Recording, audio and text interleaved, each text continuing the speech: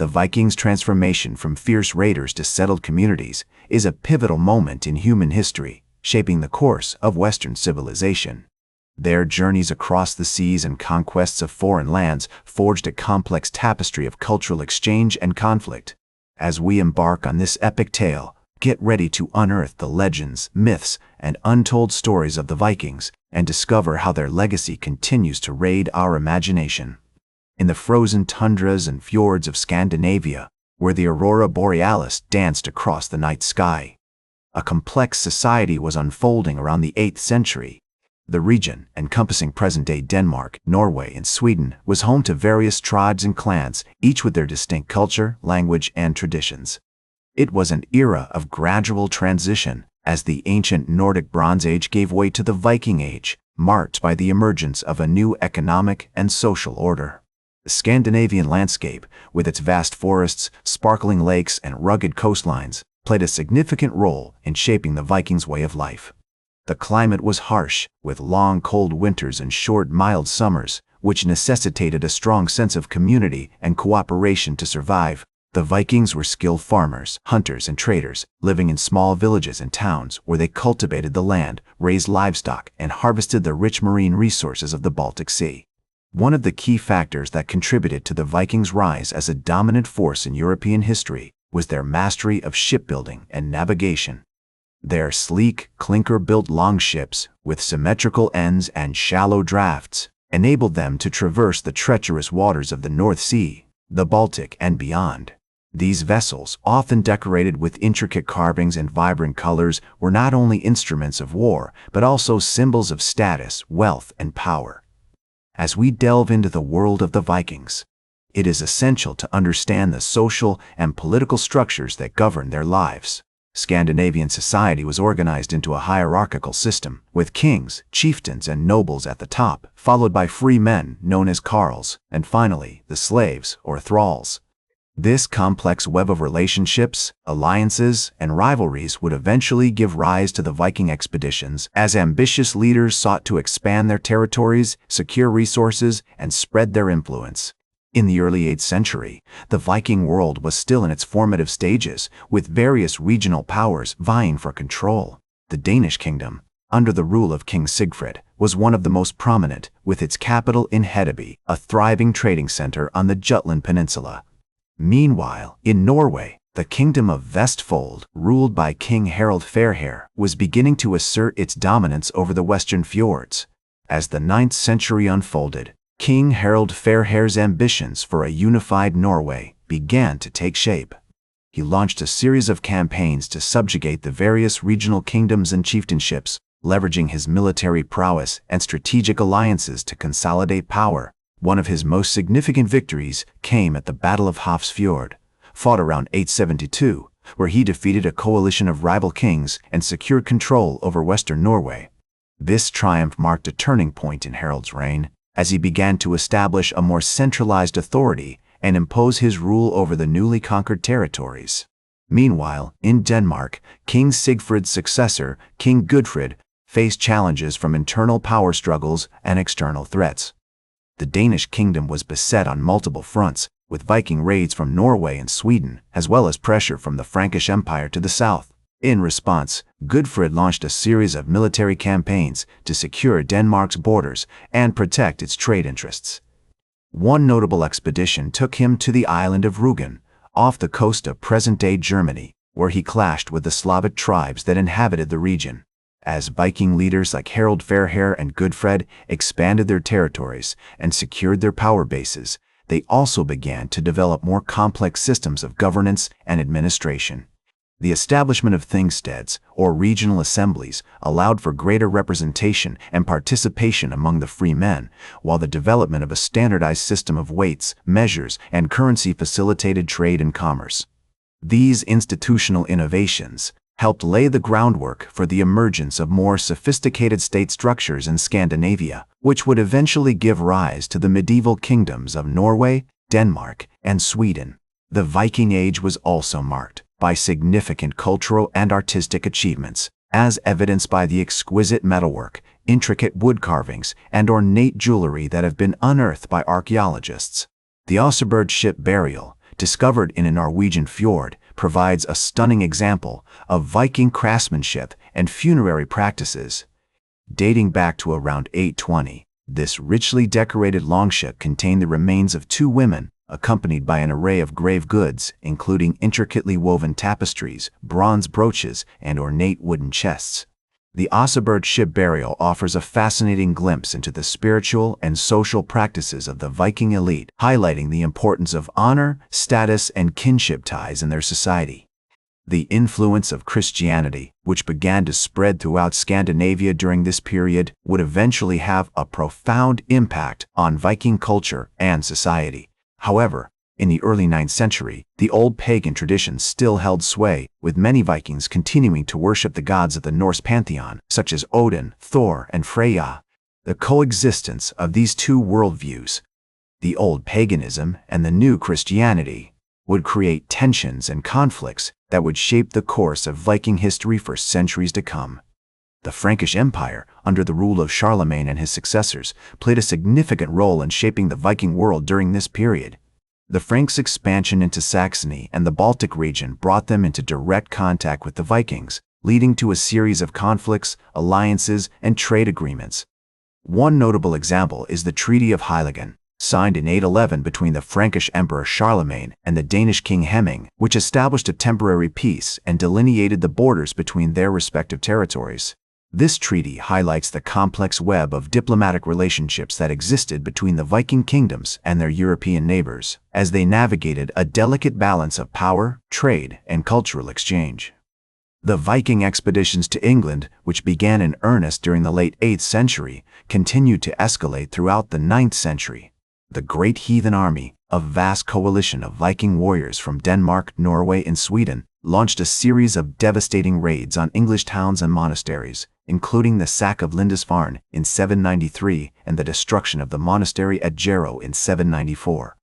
These attacks not only plundered valuable resources, but also disrupted the social and economic fabric of Anglo-Saxon society, contributing to the eventual collapse of the Northumbrian kingdom and the rise of Wessex as the dominant power in England. As the Great Heathen Army continued its campaigns in England, the Viking leaders began to establish their own settlements and kingdoms on English soil. One notable example is the Kingdom of York, also known as Jorvik, which was founded by the Viking warrior King Ivar the Boneless in 866. Ivar, who was said to be one of the sons of the legendary Viking leader Ragnar Lothbrok, had played a key role in the Great Heathen Army's conquests and was now seeking to establish his own power base in England. The Kingdom of York would go on to become a major center of Viking power and culture in England, with its own distinct language, customs, and traditions. The establishment of Viking settlements in England also led to increased trade and cultural exchange between the Vikings and the native Anglo-Saxon population. The town of Hedeby, located on the border between Denmark and Germany, became a major hub of trade and commerce, with merchants from all over Europe coming to buy and sell goods such as furs, wool, and silver. The Vikings also adopted many of the customs and practices of the Anglo-Saxons, including their system of government and their religious beliefs.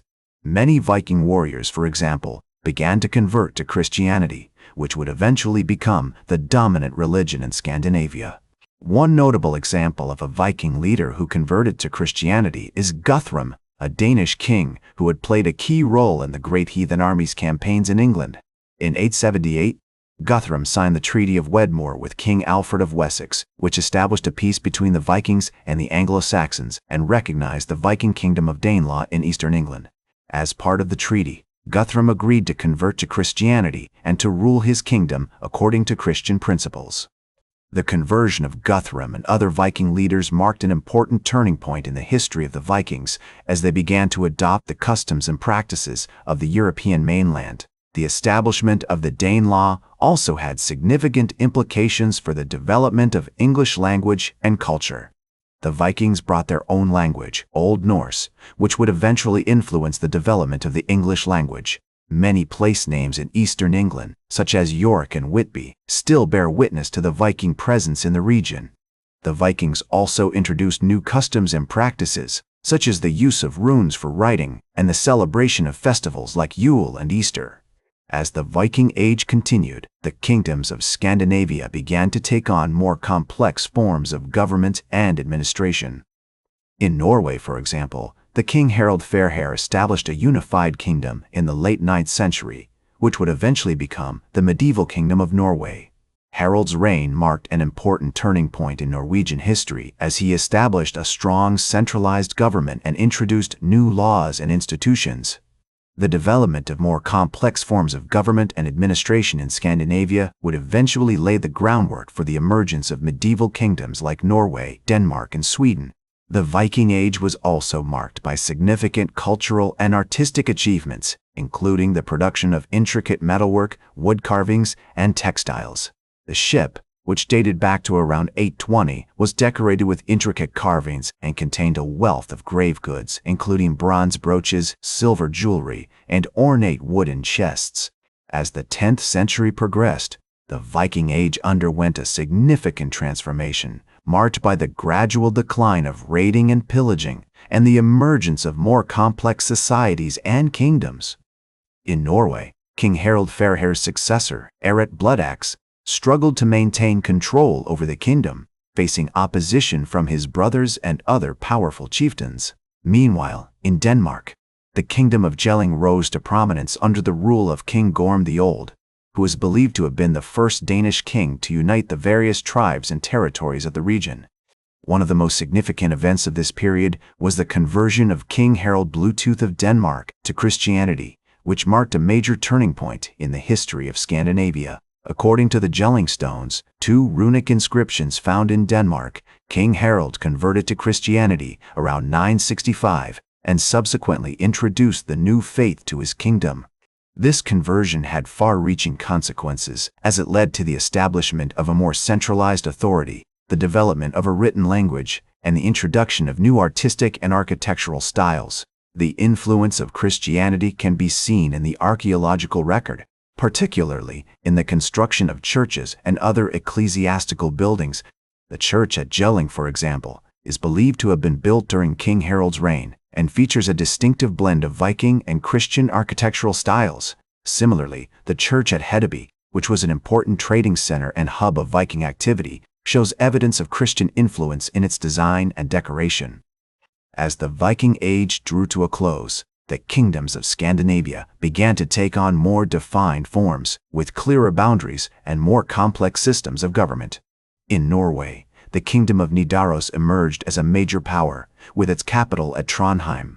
The kingdom was ruled by a series of powerful kings, including Olaf Tryggvason, who played a key role in the conversion of Norway to Christianity. Meanwhile, in Denmark, the kingdom of Jelling continued to dominate the region, with its kings ruling over a vast territory that stretched from the Baltic Sea to the North Sea.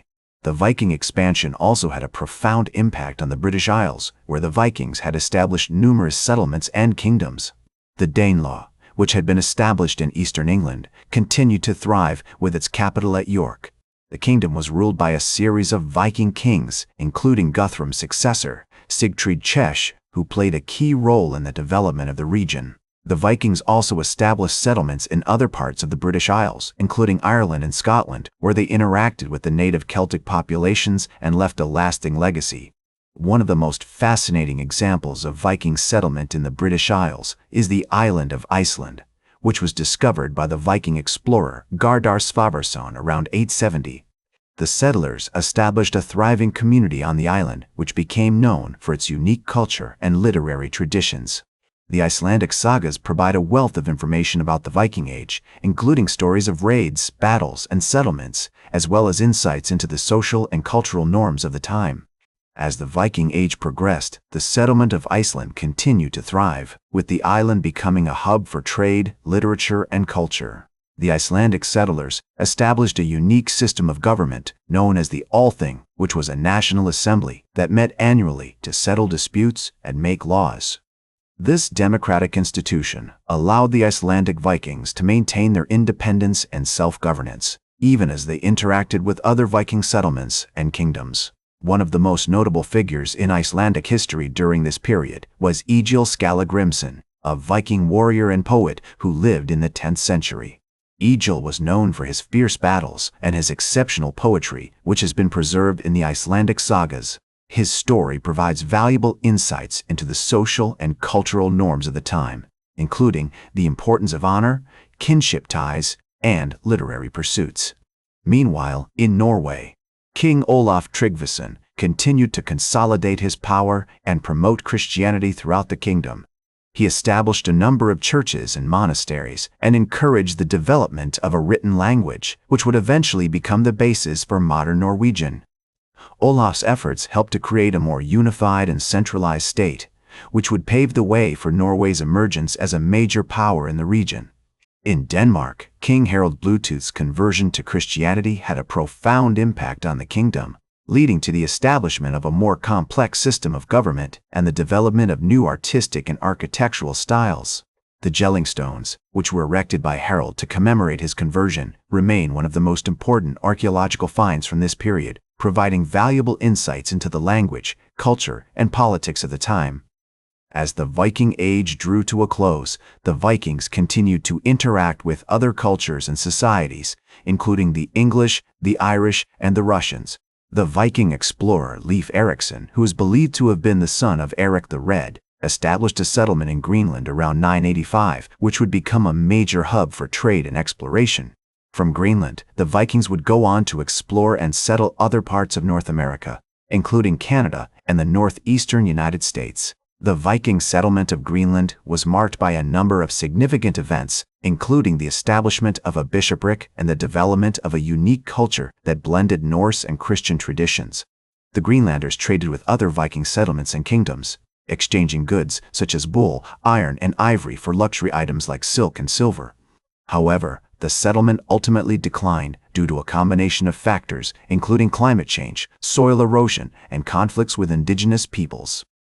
Despite the decline of the Greenland settlement, the Vikings continued to play a major role in shaping the course of European history. Their legacy can be seen in the languages, cultures, and traditions of the regions they settled and interacted with, from the British Isles to Russia and beyond. In the early 11th century, the Viking Age began to give way to a new era of Scandinavian history, marked by the emergence of more centralized states and the growth of trade and commerce. The kingdoms of Norway, Denmark, and Sweden would go on to play major roles in European politics and culture, while the legacy of the Vikings continued to shape the identity and traditions of the regions they had settled and interacted with. The conversion of Scandinavia to Christianity had created a new cultural and religious landscape, one that would have far-reaching consequences for the development of Western civilization.